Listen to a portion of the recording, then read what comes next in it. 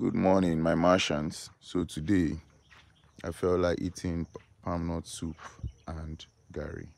So I got palm nuts from the farm, boiled it, put it into a mortar and started pounding it.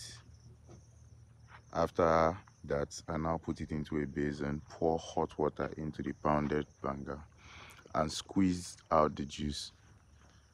When I finish squeezing the juice, I now put my pot on fire, put my banga juice in it, put crayfish, put dried unripe pawpaw, put locust beans, and I put mushrooms in it. Then I added my spice cubes to the pot.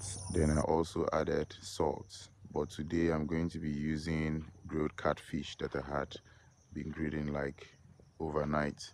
So once the soup has started steaming, I'm going to put my full catfish in it, then add scent leaf to it just to give it one kind of hot spice.